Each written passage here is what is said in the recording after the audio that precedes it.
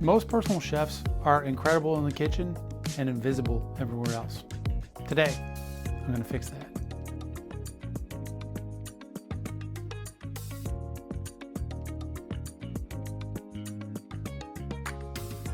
I'm Ben from chefbusinesstraining.com.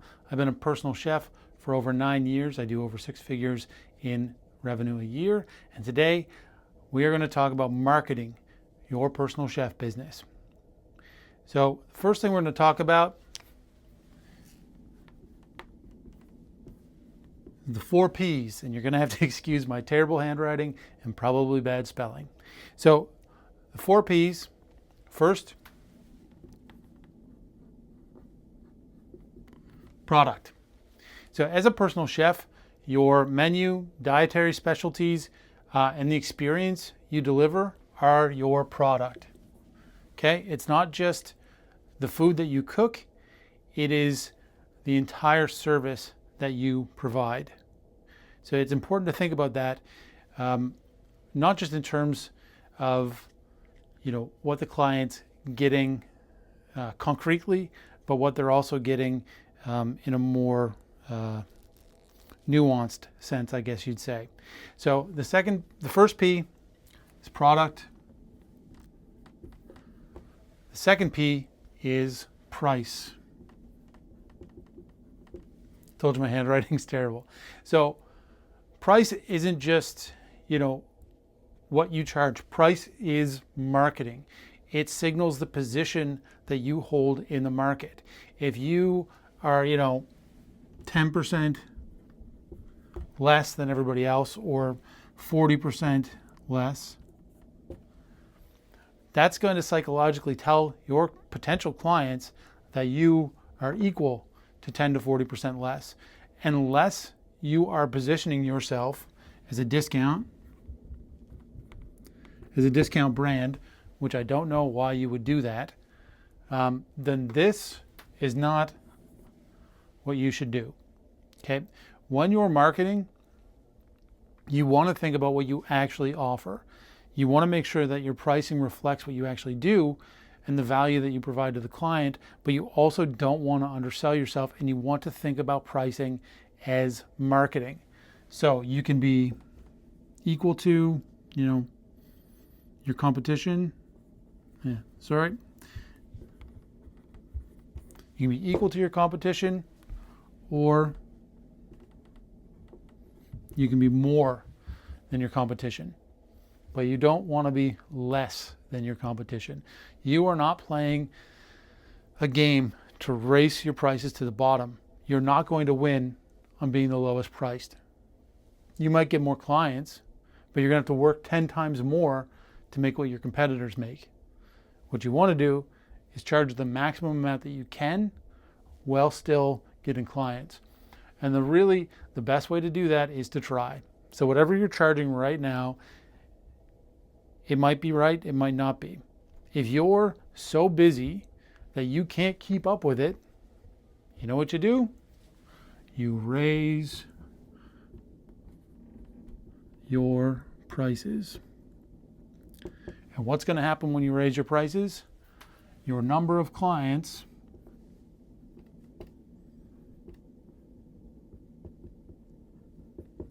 is going to go down. And that sounds bad until you think about it.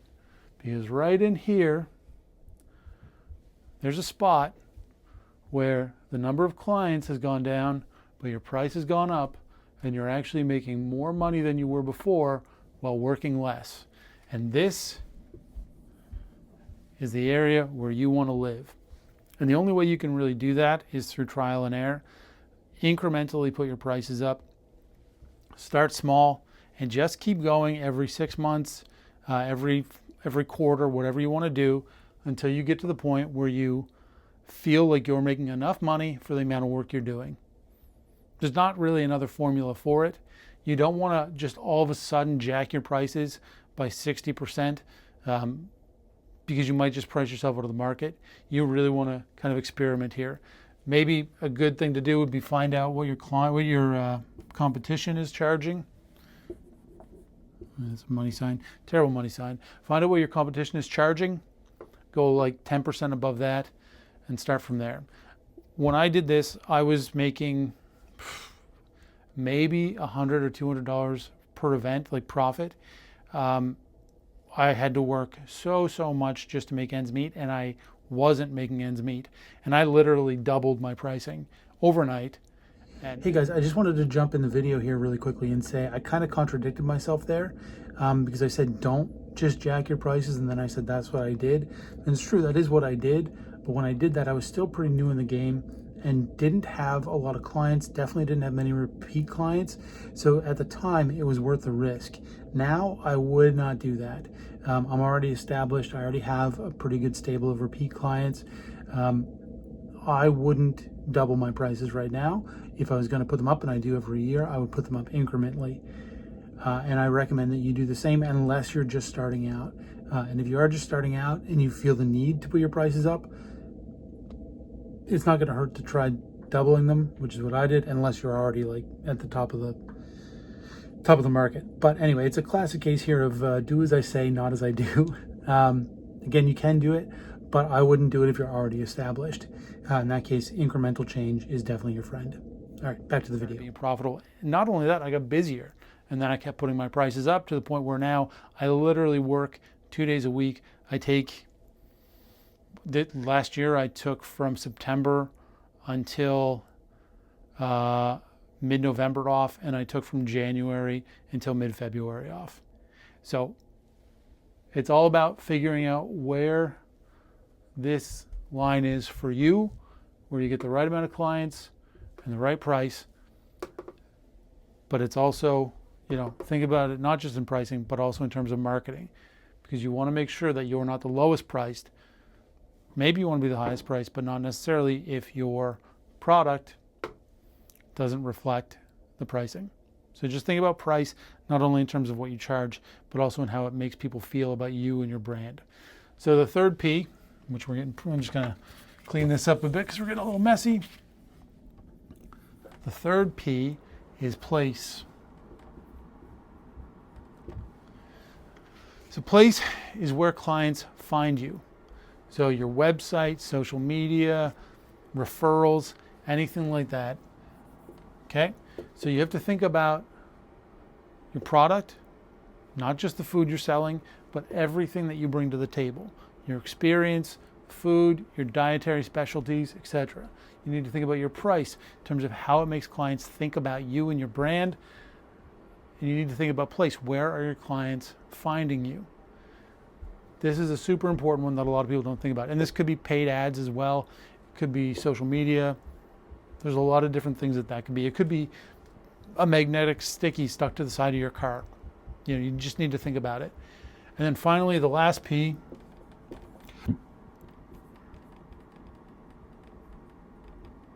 promotion. So this is content, word of mouth, market or advertising, things like that. So it's easy to kind of confuse these two. The place is where this happens. Does that make sense? So the place may be social media, but the promotion is the content you post to social media. Does that make sense? So you need to kind of figure out all four of these things to really nail your marketing. And once you have this also kind of informs the promotion. So your product, let's say you focus on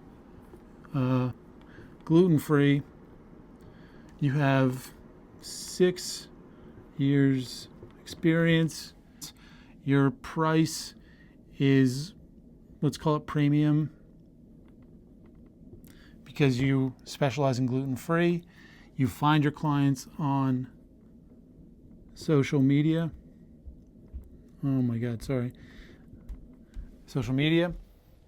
So when you're promoting, if you're a gluten-free chef, you're not going to talk about making homemade pasta unless it's gluten-free. You're not going to talk about making homemade bread unless it's gluten-free. You're going to talk about gluten-free stuff. You're going to highlight your 6 years experience. you're going to mention your pricing so that people know that you're a premium brand. And then you create your content on social media around this. Okay, so then we have content.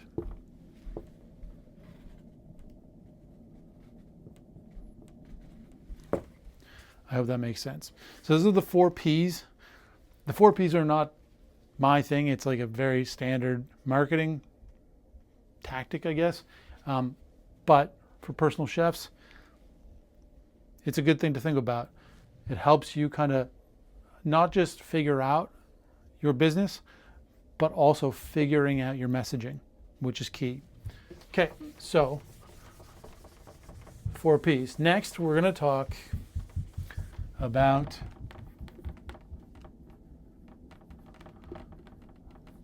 branding. You are your brand. That's it. You're a personal chef. You don't have a big company behind you generally. So you are the brand. Everything you do when you are in the grocery store, when you're at the client's house, when you're driving your car to the client's house, that is your brand. I think about this a lot. I really have spent a lot of time focusing on my branding. So my chef coat has, I'll grab it, there's one right here. All my chef coats are branded with my logo and my website. Okay. My water bottle that I bring with me is branded with my logo. My toolbox has stickers of my logo. My website has my logo. All of my social media has my logo. It all points to A, professionalism, because everything is uniform, and B, it just sticks in people's heads. So with branding, you have you, and everything you do, you have, identity, like a visual identity.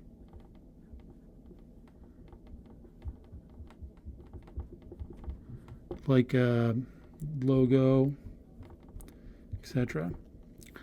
Now, the other thing that I think is important to keep in mind is your branding is also, what you bring with you. It's how you present yourself while you're at the event. So for me, I'm very focused on like a professional level of service. So I keep that in mind whenever I think about how I'm going to approach an event, how I'm going to present myself, how I'm going to focus on my event sheets.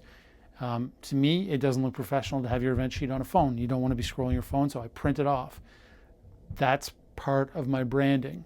Your menus are part of your branding. Everything that you do that the client interacts with is branding.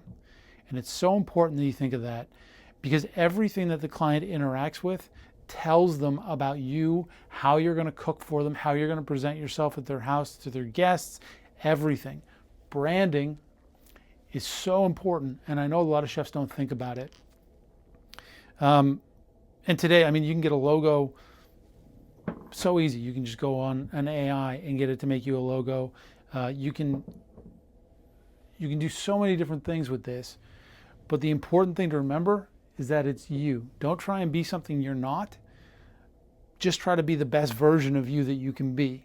Present the best side of you to your clients and kind of have everything that you do, from your website, socials, equipment, etc., all match your brand. So for me,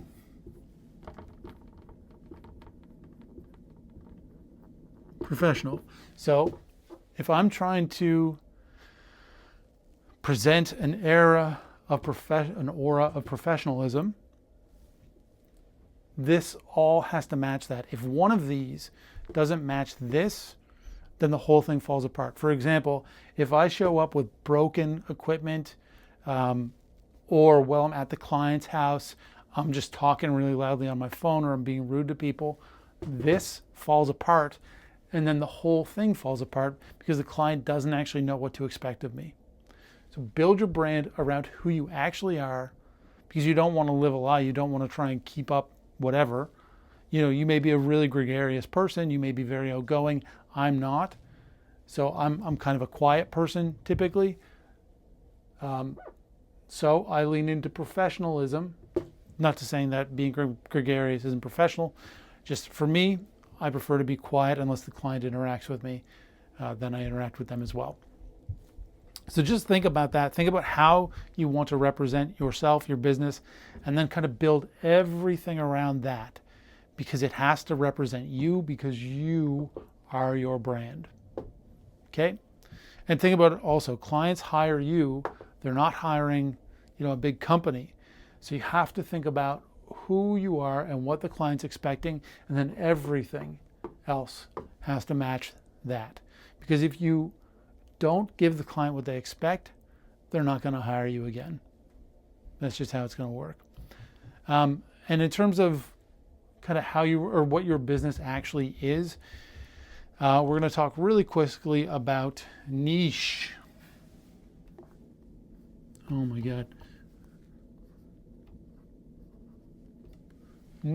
Niche. I can't even make an N right now. So your niche, again, it might be gluten-free. It might be, whatever. For me, all I do is events. From 2 to 18, that is what I do. I used to do more. I don't anymore. This is all I do. There have been times when I've done cooking lessons. I've done much larger events. I've done buffets. I've done all kinds of stuff. But I cut it all, and this is all I do. If you want a private event in your home or in an Airbnb for 2 to 8 people in my area, I'm your guy. People know that. If they want an event for 50 people, I'm not their guy. And if they call me and say, I want an event for 50 people, I send them to somebody who does that, because this is what I do. This is me, and I am my brand. Now, if I wanted to, I could niche down further on this. I could say, I only do events for 2 to 18 people that are gluten-free, or that are keto, or that are vegetarian or vegan. I don't feel like I need to niche down that much. Most of what I do is gluten-free anyway. But I also live in a smaller area than I assume most of you do. But anyway, so this is what I do. This informs, I do this because this is who I am. This is what I like to do. This is what I'm really good at. And then this is all my branding. So just think about the niche that you like. You might have to try a lot of different things first, but figure out what you like to do, build your business around that, and build your business around yourself. Okay? Next, we're going to talk how to get clients. Super important. If you don't get clients, you don't have a business. So when you're first starting, you're not going to be able to get referrals. Really, I mean, you might be able to get some friends to refer people to you, but referrals come later once you get clients. And you may have clients, ask them for referrals. When you send your thank you email after the event, which you absolutely should be doing if you're not already, ask for referrals. Or maybe a few days later, after you've already sent the thank you email, just say, hey, look, I hope you enjoyed your event. If you know anybody else looking to have an event like this, please let them know about me. Or even you could offer a 10% discount. Say, like, for every person you refer to me that ends up booking and the booking goes through, I'll give you 10% off. And you can stack those to a maximum of 60% off. Whatever you want to do. So you're still covering your costs, but they get essentially a free dinner. Build some kind of referral program. For me, the easiest thing that I find is I leave a stack of business cards. Now, going back to what we were just talking about branding, when you leave a stack of business cards, don't just leave a stack of business cards. Fan them out. Make them look nice. Everything you do is marketing and branding. Everything. So when I leave business cards, they're all evenly spaced, they're all fanned out perfectly, and they're placed on the counter. I don't just drop a pile of them because that doesn't look very professional. And my brand is professionalism, right? There's lots of other ways that you can create referral programs, but for right now, let's just talk about leaving business cards and asking clients / offering discounts for referrals. Anything like that.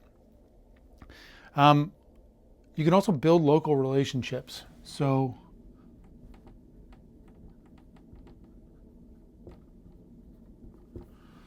I don't know if you can read that. Again, my handwriting's terrible.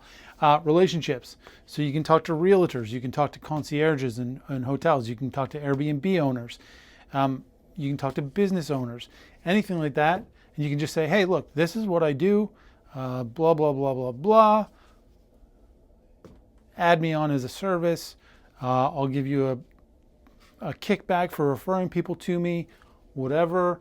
If it's an Airbnb, you can structure it as a package deal where their clients get a discount, whatever. Build relationships in your community. And I'll be honest with you, I'm terrible at this. I'm very introverted, very shy. This is not something I'm strong at, so I don't focus on this. Focus on the things you're strong at. Because here's the thing most people don't tell you. If you actually enjoy doing the thing, you will do it. If you hate doing the thing, you won't. Now, yes, sometimes you have to do things you don't enjoy, and maybe you don't enjoy any of these things, but then maybe you're not cut out to run your own business. There's some things that you have to do. You need to figure out some way to get clients. This isn't my way, but I do like referrals. I do paid ads.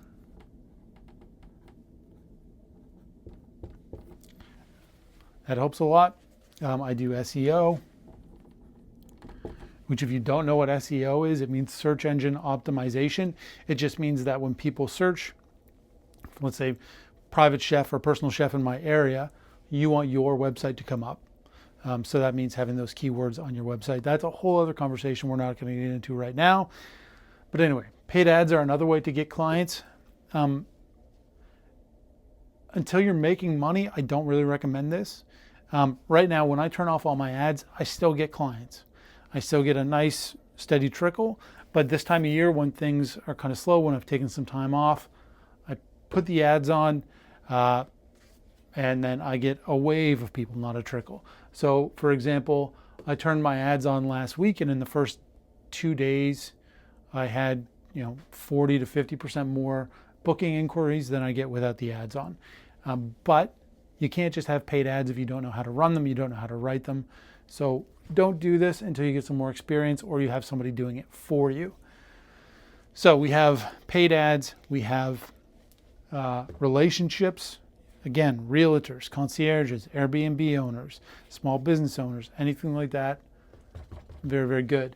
SEO, touched on a little bit, we're not going to get into it too much. Referrals.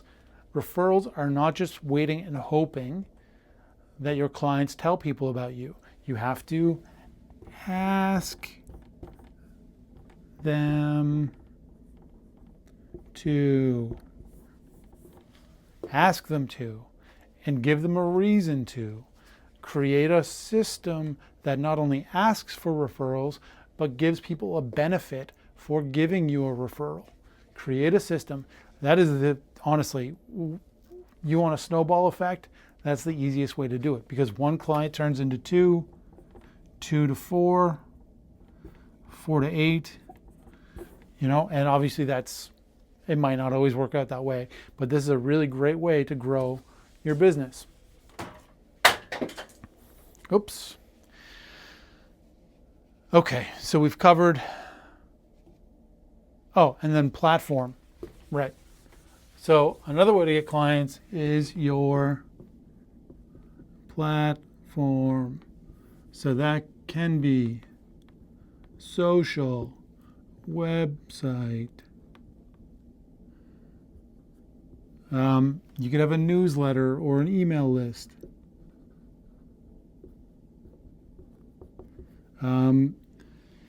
Actually going back to how to get clients, ask friends. If you're just starting out, one of the easiest things you can do is just post on social media, on your personal social media, and say, hey, I'm just starting out. I'm going to do this.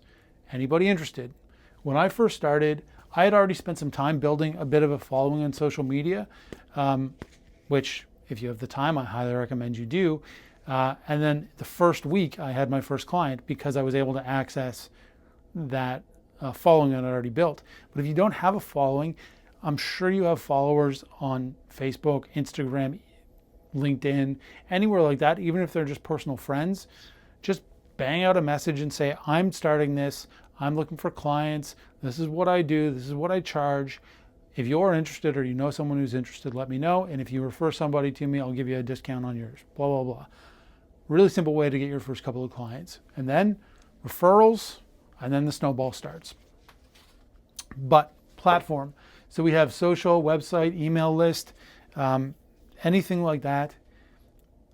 You want these to be able to generate clients. So on your website, you want an easy way for a client to message you. A form on your website, a clickable email link, or a clickable phone number. Really good ways to do it. Social, have your information in your bio, have your website, have your phone number, have your email address, whatever. And then email list, that's assuming you already have some people. You can always blast them and say, hey, I have bookings, I have openings, blah, blah, blah. So let's leave that one off for now and let's just focus on these two.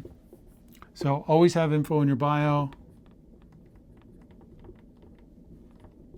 Have contact forms. Email, etc. Now for me, I hate phone calls. Probably because I'm an introvert. I really don't like talking on the phone.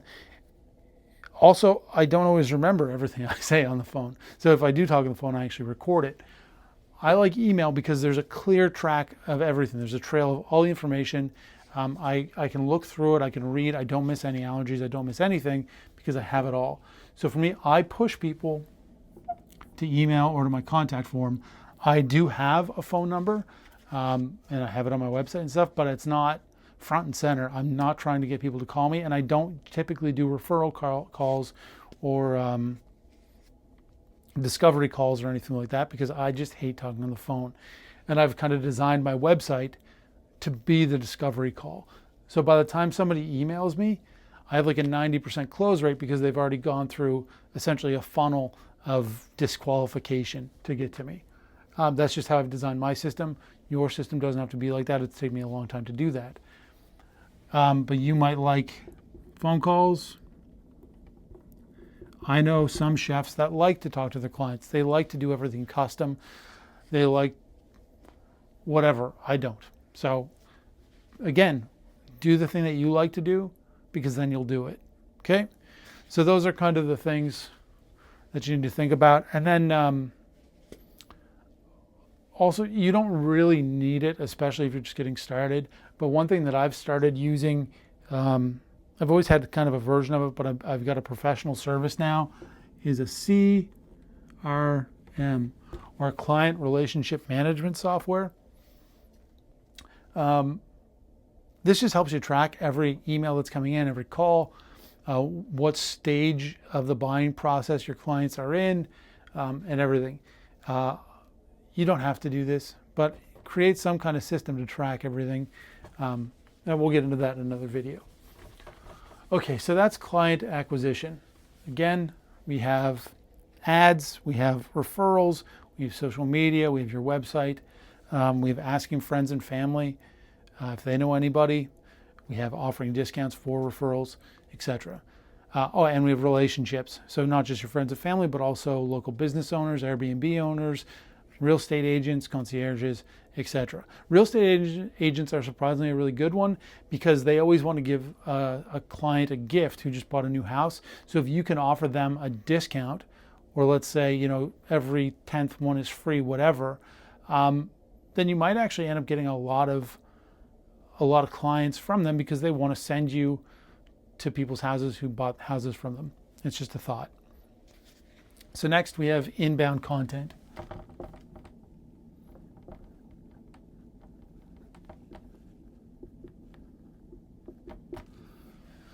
So what is inbound content? It's what you post on social media. It's what's on your website. Okay? So when you're posting, you don't just want to post about food. You want your clients or potential clients to see themselves. Okay? So you want to post images of, people enjoying dinners. You want to post images of people being super relaxed and eating a meal or something like that. You could also post things like your prep lists. You could post things like yourself doing prep, the finished meals, things like that. But also show a little bit of who you are, because you are your brand and people want to know you. They want to know you. So post about yourself. But when you're posting about yourself, keep in mind that this is your brand. This is your business. So if your brand is professionalism, don't start talking trash about Becky down the street. Just keep it professional. Okay? It's that simple. Everything you do on social media reflects on you and your business. And it informs how your clients see you and how they see your business. Okay? YouTube as well. You can do videos on YouTube. Google. So this is actually an important one. Your Google business profile. These are done, I think, through Google Maps now. It's free. You don't need to pay anything. If you don't have a Google business profile, set one up. It's just, essentially, it just has, your business information, and it allows people, when they Google private chef or whatever in the area, you'll come up. It's a really easy way to do. Just Google business profile. It'll come up, and then you can set it up. It's very simple. And then every piece of content that you put up is up there. People can look at it all the time. So the more content you put up, the better, as long as it's good content and it reflects you and your brand. Okay? And just show what your brand is. If your brand is professionalism, show professional quality images, professional settings, professional blah, blah, blah. If you're gluten-free, if your brand is gluten-free, post gluten-free stuff. Yeah, it's pretty straightforward. Okay, let's talk about sales. So first off, we have the discovery call.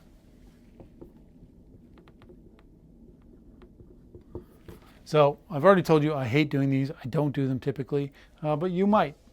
And it's good to know.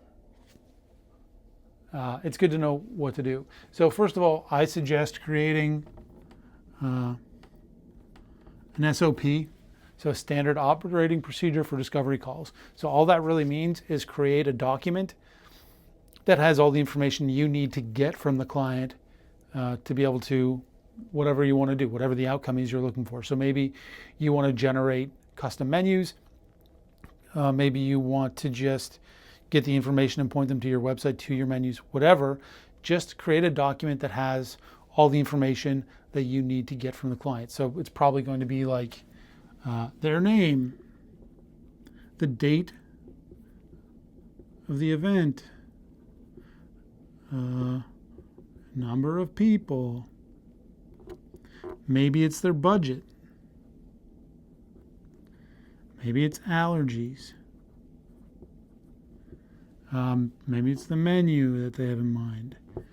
Anything like that. Just create a document so that when you schedule a discovery call, and if you're going to do discovery calls, have a way on your website for them to easily schedule it so you don't have to deal with them before they make the call.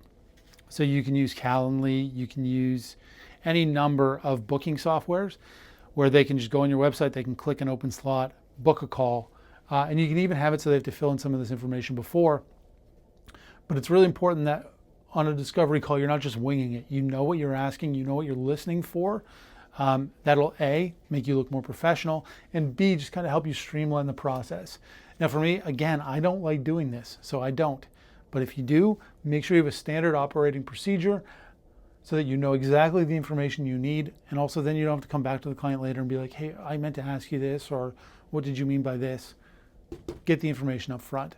Now, when you're on a discovery call, another important thing is closing. So for me, again, this is all done through email, and typically they're already closed by the time they email me. They're not saying, hey, I'm thinking about this, I'm talking to a bunch of different chefs, blah, blah, blah, what's your pricing, what's this? This is already done for me. When they email me, they say, I want to book you on this date for this many people, this menu. Makes it easy for me because it's all on my website. They've already gone through the website. They've seen the menu. They've seen the pricing. They've probably read my How It Works page, which clearly outlines the entire process. So I don't do a lot of this. My website does it for me. But if you're doing discovery calls, you may need to close, and you need to know how to do that. I'm not great at this. I can't teach you this, but you need to learn. And I mean, there's lots of people online who you can look up and say how to close a sale. The easiest way is say, okay, are you ready to book? Or I'll get back to you with a menu, blah, blah, blah. But whatever you want to do. But for me, I spent a lot of time when I first started going back and forth with clients and back and forth and back and forth. And I wasted so much time. And then you have no time to do anything else, because if you're only doing discovery calls and making custom menus and all of that, it takes so much time. So I built a system so I don't have to do this, because I don't like to. You don't have to do it the way I did. Do what you like to do. Again, this is what I like to do. I like to build systems. I like to take myself out of the equation as much as possible and let the client kind of go on a journey of self-discovery so that when they get to me, they're already closed. That's what makes my life easier. Do what you want, but I highly recommend finding some kind of system to limit the amount of customization you do, the amount of back and forth with the client you do, because it just takes so much of your time up. Okay, so with closing and with this stuff, a lot of clients or a lot of chefs lose the client before they even get to this point, or before they get to closing, between the discovery call and here, whatever. You want this, the discovery call, to be as professional as possible. And that's why this standard operating procedure is so important. And it's not complicated. Just create a form. You already know the information that you need from most clients. Just create a form, create a spreadsheet that you can just copy, open up, and then fill it out for the client. Okay, that's all you have to do. You could even create a Google form that fills in a spreadsheet for you. You just write in the questions, and then you fill them out as you're on the phone with the client. There's a million ways to do this. The important thing is that you look professional, you sound professional, you are professional, and you get the information you need so that you can close them later. Okay? It's a big cycle, right? The client discovers you, they contact you, they inquire about your service, you inform them about your service, they give you the information, you tell them whether you can do it or not, you give them information, and then hopefully you close them. Okay, it's super important that every step in this process works and that you look professional the whole way through. Okay. All right, following up. So with the sales, it's important to follow up. Okay, so if you haven't heard from them, follow up. If you haven't heard from them, follow up. Once they've paid a deposit, follow up. After their event, follow up. It's a lot easier, and you've probably heard this before, it's a lot easier to rebook a client than to get a new one. It's a lot cheaper to rebook a client than get a new one. Follow up. Your relationship with your client is not a one and done. You want long-term relationships. You want clients that book you over and over and over. Not every client is going to do that, but I have some clients, my highest value clients, who've booked me 4, 5, 6 times. They book me every year consistently. Follow up. You want those relationships because those are the relationships that pay. And you like money, right? So follow up with your clients. Follow up with your clients. Okay. So that does it for this very, very quick and messy and poorly spelled and poorly written marketing lesson for personal chefs. I sincerely hope you took something from this. I know it was a little all over the place. That's how my brain works. I'm sorry for that. But there is a lot of good information in this video if you can, kind of manage your way through my mess. If you like the video, please like it and subscribe to the channel because I'm going to keep putting out more and more content specifically targeted to personal and private chefs. And I also do a business audit, the Chef Business Audit. It's $297. You can find it chefbusinesstraining.com, where I can walk through your business with you and identify a few key areas that you need to improve or that you could improve, and not only identify them for you, but give you a path and some instructions on how to implement some changes and what changes need to be implemented. And again, that's chefbusinesstraining.com. I'm Benjamin Kelly. Again, I've been a private chef, personal chef for 9 years. I do 6 figures in revenue, and I can help you do that too. Thanks so much for watching. I'll talk to you later.